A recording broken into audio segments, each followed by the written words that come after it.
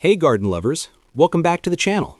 Today, I'm going to share 10 seeds you'll regret not starting in December. If you're in zones 7 to 10, don't worry, you're not too late, but you have to act now. Starting these seeds in December will give you a huge head start for a bountiful 2026 harvest. Trust me, you'll thank yourself later. Stick around, because not only am I sharing the 10 best seeds to start, but I've got a bonus tip at the end that will save you a ton of time and give you a huge advantage. If you're excited about this, go ahead and hit that subscribe button and ring the bell so you don't miss out on future garden tips and tricks. I post every week to help you grow your dream garden. Let me know in the comments if you've ever missed out on starting seeds in time and regretted it. Let's share our gardening failures and successes. Let's talk about hardy onions and leeks, starting with why they're a must to plant right now. These guys need a good 10 to 12 weeks indoors before you can transplant them. And the best part? Starting them now means you're going to get those jumbo bulbs in an early harvest come spring. Trust me, there's nothing better than walking out into your garden and pulling out a big healthy onion or leek before anyone else. Plus, they're super versatile in the kitchen. Whether it's for soups, stews, or a fresh salad, you'll be glad you started them in December. Now, let's dive into how you can get them going. The first step is to start them indoors, in shallow trays or individual pots. Make sure those pots or trays have good drainage, because onions and leeks don't like to sit in soggy soil. You want the water to drain out easily so their roots don't rot. A light, well-drained seed starting mix is your best bet here. And when it comes to light, they're going to need plenty of it. So place them in a bright spot or under grow lights. If you don't have grow lights, a sunny south-facing window will do just fine. Just make sure they're not in a spot where they'll be competing for light with other plants. As for growing conditions, keep them in a cool spot around 50 to 70 degrees Fahrenheit so they don't get too hot or too cold. That's their sweet spot to really start getting those roots strong and healthy. And here's a pro tip. Once they've sprouted, make sure to thin them out. I know it can be hard to pull out some of those little seedlings, but thinning them out early is crucial if you want big bulbs later on. It gives each plant enough room to grow, and trust me, you'll be glad you did when you harvest those oversized onions and leeks. Next up, we have shallots and multiplier onions. If you've ever grown them, you know they can be a bit slow to start, but the payoff? Totally worth it. These little guys grow so slowly that starting them now in December will give you the chance to grow big bulbs by midsummer. Imagine harvesting those perfectly plump shallots or onions in the heat of summer. It's like a garden dream come true. And trust me, once you get them going, you'll be so glad you didn't wait. Now, let's talk about how you can get them started. You'll want to sow them directly into seed trays or small containers. Make sure the containers have good drainage, very important, because both shallots and multiplier onions hate sitting in soggy soil. You can use a well-drained seed starting mix or even regular potting soil as long as it drains well. And don't overcrowd them. Give them some space to grow so they don't compete for nutrients. As for growing conditions, these onions and shallots prefer a bright, cool spot. Keep them in a place that gets lots of light but stays cool enough to keep them from bolting too early. A sunny windowsill or under a grow light will work wonders, especially if you're in a cooler area where natural sunlight might be a little limited in winter. Just make sure the temperature stays steady and cool. Around 50 to 65 degrees Fahrenheit is perfect for them to get those healthy roots going. Be patient with these slow-growing beauties. They take their sweet time, but once they're ready, you'll have those large, flavorful bulbs to harvest. The slower growth process actually helps them develop more flavor and stronger roots, so just hang in there and trust the process. You'll be so happy you started them now when you're harvesting big, beautiful bulbs in the summer months. Let's dive into celery and celeriac, two crops that are often overlooked but really deserve a place in your garden. These guys are notoriously slow germinators, taking anywhere from 14 to 21 days to sprout. So why start them in December? Because they need a long growing period of 12 to 14 weeks indoors before they're ready to transplant in spring. And if you start them now, you'll be well on your way to harvesting crunchy, delicious stalks when everyone else is just getting their gardens going. Here's how you're going to start them. The key to success with celery and celeriac is moisture. They love it. Start them in seed trays that retain moisture well. Something like a seed starting mix or a good quality potting soil will work perfectly. Make sure you keep the soil consistently moist but not soaked. You want to maintain that even moisture level throughout the entire germination and growing process. A nice gentle watering every day or so should do the trick. If you're using a spray bottle, that's ideal for keeping things moist without drowning the seedlings. Now, about those growing conditions. These crops love cool temperatures, so when you're growing them indoors, try to keep them in a spot that stays between 60 to 70 degrees Fahrenheit. Too warm and they might get leggy or stressed out. Too cold, then they might just sit there and not do anything. A cool windowsill or a grow light setup in a temperature-controlled room is perfect. Keep the airflow good too. Celery especially doesn't like to be in stuffy environments. Celery is a moisture hog, so don't skimp on watering them. If you let them dry out, you'll see a difference in their growth. Keep that soil evenly moist, and your celery and celeriac will thank you with healthy, strong seedlings ready to be transplanted when spring hits. It's all about the moisture, folks. Keep that watering routine consistent, and you'll have no problem growing these guys into beautiful plants. Next up, let's talk about artichokes, one of the most rewarding crops you can grow, but they do require a bit of attention to detail, especially when starting from seed. If you're in a cooler zone and you want your artichokes to bloom their first year, you absolutely have to start them in December. Why? Well, artichokes need a process called vernalization, which means they need a cold treatment to trigger blooming. By starting them now and giving them the proper cold period, you'll give them the best chance to thrive come spring and beyond. So, how do you get started with artichokes from seed? First, you'll want to start them in small pots, about 3 to 4 inches in diameter, with well-drained, nutrient-rich soil. Artichokes love a rich, loamy soil mix, so be sure to add some organic compost or a good quality seed starting mix to give them the nutrients they need. The key here is good drainage. Artichokes don't like to sit in waterlogged soil, so make sure your pots have drainage holes to allow the water to flow through. Once you've got your seeds planted, keep them in a cool, sunny spot. Something around 60 degrees Fahrenheit should do the trick. They'll need plenty of light, but not direct harsh sun just yet. Keep them in a bright area with indirect light to help them sprout. After a couple of weeks, you're going to need to simulate winter conditions, and here's where the cold vernalization comes in. Move your pots to a cooler place, like a cold frame, unheated garage, or even a shed.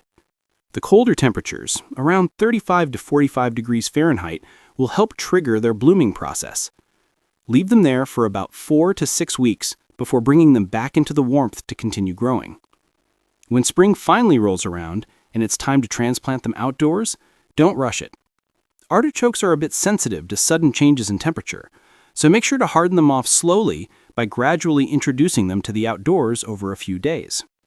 This will prevent shock and help your plants transition smoothly from indoors to the garden. Trust me, once you've given them that proper start, you'll be rewarded with gorgeous artichokes, something that's definitely worth the wait. All right, let's talk about asparagus, one of the most rewarding crops you can grow, but also one of the most patient. Starting asparagus from seed in December might take some time, but trust me, it's well worth the effort.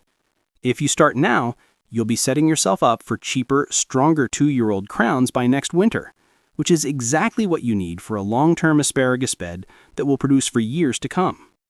That means you won't have to fork out the cash for those expensive crowns at the garden center next year, and you'll have homegrown asparagus. How awesome is that? So, how do you start asparagus from seed?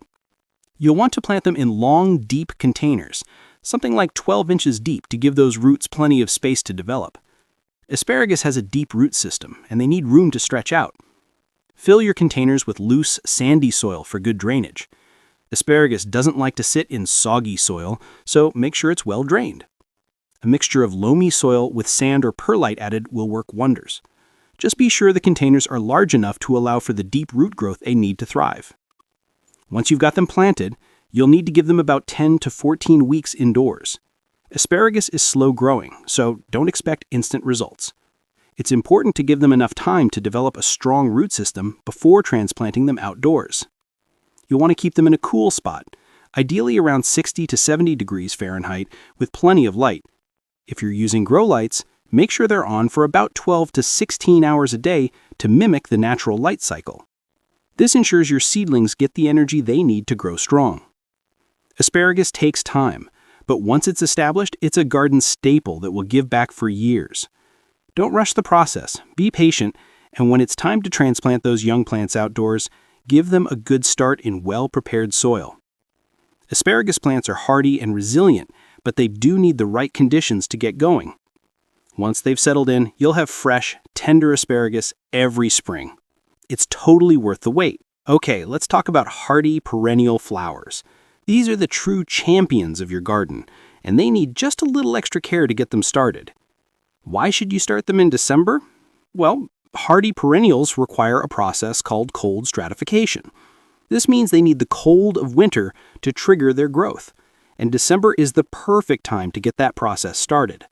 By sowing them now, you're setting yourself up for beautiful blooming plants come summer. Here's how you get them going. Start by sowing the seeds in shallow trays.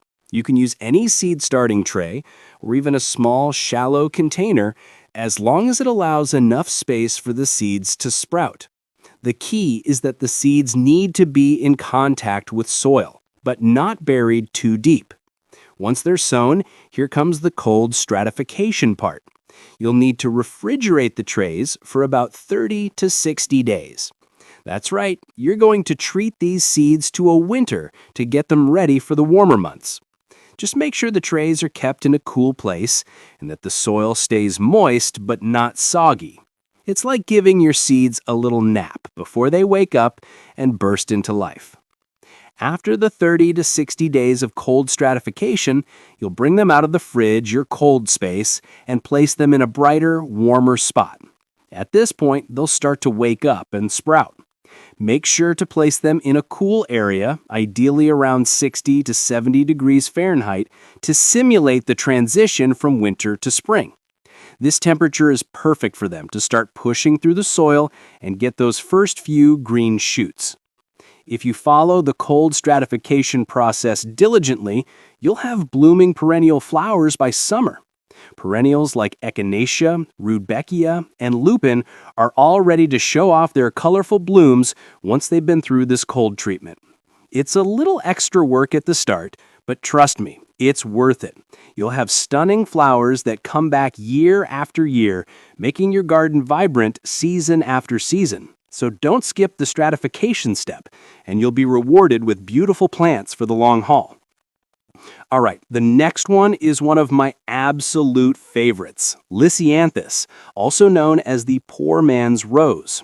These flowers are perfect for anyone who loves roses but doesn't want to deal with the hassle of growing them. Lisianthus might take a bit of time to bloom, about 5 to 6 months from seed to flower, but starting them in December will reward you with beautiful blooms by June or July, just in time for summer. Trust me, the wait is worth it when you see those vibrant flowers in full bloom. So, how do you get them going? Start by using seed starting trays with light, well-drained soil. Lisianthus isn't picky about the type of soil, but it does need good drainage. You don't want the roots sitting in water, so make sure the trays you're using have plenty of drainage holes. A good quality seed starting mix will do the job, and you can always add a little perlite or sand to improve the drainage if needed. When you've sown the seeds, keep the trays in a warm, bright spot. Lisianthus loves warmth, so a spot that stays between 70 and 75 degrees Fahrenheit is perfect for germination. You'll need to keep the soil consistently moist, but not drenched. Once the seeds have sprouted, they'll need plenty of light, ideally 12 to 16 hours of light per day. A grow light is a great way to ensure they get the light they need, especially if you're growing them indoors. You want to simulate the bright sunlight they would normally get in the wild. Lisianthus thrives with a little extra love and light. They're not as tough as some other flowers, so they do best with consistent care and attention. Keep the light strong, keep the soil moist, and keep an eye on their growth. They'll start out a little slow, but once they get going, you'll be rewarded with stunning flowers that look like something out of a flower. So be patient with them. They'll need your care for a few months, but once they're blooming, you'll be so glad you took the time to start them early. And when those Lisianthus flowers start popping up in June or July, you'll know all the effort was absolutely worth it. Next up, let's dive into geraniums, both zonal and ivy varieties. Now, if you've ever grown geraniums from seed, you know they can take their sweet time. These beauties are not exactly the fastest growers, but the payoff is absolutely worth it. By starting them in December, you'll have vibrant, blooming geranium plants by Memorial Day, just in time to brighten up your summer garden. Trust me, there's nothing quite like those bold, colorful blooms filling your garden beds or hanging baskets. So how do you start geraniums from seed? The first step is to sow the seeds in small containers or pots. They don't need a lot of space to start, but they do need good air circulation to prevent mold or mildew. So make sure the containers are well spaced and don't overcrowd them. Use a well-draining potting mix, something light and airy to give the seeds the best chance to germinate. The key here is to make sure they don't sit in damp, stagnant soil. That's the kiss of death for geraniums. Once you've got your seeds in the pots, it's time for the growing conditions. Geraniums love bright, direct light, so place your pots in a sunny spot where they can get 6 to 8 hours of sunlight a day. A south-facing windowsill works great if you're growing indoors, or under grow lights if you don't have enough natural light. If you don't give them enough light, they'll get leggy and weak, so don't skip this step. As far as soil goes, make sure it's well drained. Geraniums don't like to sit in soggy soil, so always ensure your containers have drainage holes. If you've had trouble getting geraniums to thrive in the past, consider adding a slow-release fertilizer to the soil mix. Geraniums are heavy feeders, and they'll thank you for it by growing stronger and blooming more prolifically. Just a little bit of fertilizer will go a long way, giving your plants the nutrients they need to develop healthy roots and sturdy stems. Be patient with them. Geraniums aren't in a rush to grow, but once they start, they really take off. By Memorial Day, you'll have strong, blooming plants that will carry you through the summer. So start them now, give them plenty of light, and treat them to that slow-release fertilizer, and you'll be rewarded with beautiful, long-lasting blooms for months to come. Next, slow-growing herbs, lavender and rosemary to be specific. These are the herbs that add such incredible flavor to your dishes, but they don't exactly rush their way to growth. They're a bit on the slower side, which is why starting them in December is crucial. By getting them going now, you'll have beautiful, fragrant plants ready to transplant by May. Just imagine having your own fresh lavender and rosemary to harvest right as summer kicks in. It's totally worth the wait. So how do you start these slow-growing herbs? First things first, you'll want to start the seeds in small pots or seed trays. These herbs need their space at the start to grow strong, so don't overcrowd them. Use a well-drained, slightly alkaline soil mix. Rosemary and lavender both love soil that's a bit on the alkaline side, so make sure the pH is just slightly above neutral. If you're unsure, you can easily buy a soil pH tester at your local garden center to make sure it's just right for them. You also want to make sure the soil drains well. Neither of these herbs likes to sit in soggy soil, so it's important to get that drainage perfect. Now, for growing conditions, these herbs thrive in sunny spots, so place them in a bright, sunny windowsill or under a grow light. They need about 6 to 8 hours of light a day, so make sure they're getting that full sun exposure. But here's the thing, they also prefer cooler temperatures while they're growing indoors. A spot that stays around 60 to 70 degrees Fahrenheit is ideal for them. You want to avoid letting them get too hot or they might become leggy and weak. If you can find a cool, sunny spot indoors, that's where they'll thrive best. Patience is key with these herbs, but once they're established, they are incredibly low maintenance. Once lavender and rosemary have their roots in the ground, they'll keep growing strong year after year, and they'll reward you with plenty of fragrant leaves to harvest. Just a little love and attention at the start will lead to huge, beautiful plants that need very little upkeep as they mature. These herbs can even withstand a little neglect once they're established, making them the perfect, rewarding addition to your garden. Let's finish up with one of the most rewarding flowers to start early: pansies, violas, and their close cousins, the violas. These flowers need a head start to bloom in early spring, and starting them in December is your ticket to having massive plants that will explode with color as soon as the weather warms up. If you're craving that instant pop of spring color, this is the perfect solution. Pansies and violas are hardy little beauties, and by starting them now, you'll be way ahead of the game when the seasons change. Here's how to start them. You want to sow the seeds in small containers or seed trays. The key here is giving them plenty of space to grow, so don't overcrowd the trays. They don't need a huge amount of room at first, but they do need to be able to stretch out as they start sprouting. Use a light, well-drained soil mix for best results. These flowers don't like to sit in soggy soil, so make sure the soil drains well. Once the seeds are sown, place the trays in a bright spot, preferably somewhere with good airflow. A sunny windowsill or under a grow light will work wonders. Pansies and violas need at least 6 to 8 hours of light a day to really thrive, so make sure they're getting that full sun exposure to help them grow strong. Now, as far as growing conditions go, these flowers are a bit tougher than they look. They need a lot of light to thrive, but they also need a bit of extra care, especially during the colder months. You want to keep them in a cool, sunny location indoors until they're ready to go outside. Even though they're cold hardy, they'll need that extra warmth and light indoors to get a good start. Make sure they're in a spot that stays between 60 to 70 degrees Fahrenheit to help them develop properly without getting too cold. Pansies and violas are fantastic for adding color to your garden when the weather's still chilly. They're the first flowers to bring that splash of color right when everything else is still hibernating. If you're looking for an easy win, plant them in containers and you'll have an instant spring boost for your garden or patio. The best part? Once they're established, they'll continue to bloom throughout the colder months, adding vibrant color to your space even when the temperatures drop. All right, here's a bonus regret-preventing seed. Strawberries from seed, specifically alpine varieties. Now, you might be thinking, strawberries from seed? That sounds like a lot of work, but hear me out. Starting them in December means you'll be enjoying fresh fruit by the very first summer instead of waiting an entire year for your plants to mature. Alpine strawberries are perfect for this because they're smaller but oh so sweet and they produce fruit quickly. Starting them now gives you a serious head start, and by next summer, you'll have a bounty of delicious strawberries to harvest. It's a game changer for your garden. So there you have it, the 10 seeds you'll regret not starting in December. If you get these started now, you'll have a flourishing garden in 2026. I know it can feel like a lot to take on, but remember, these seeds will reward you with abundant growth next year. I want to hear from you. Are you starting any of these seeds this December? Drop a comment below and tell me which ones you're excited to try. If you found this video helpful, don't forget to hit that like button, subscribe to the channel, and click the bell so you never miss a gardening tip.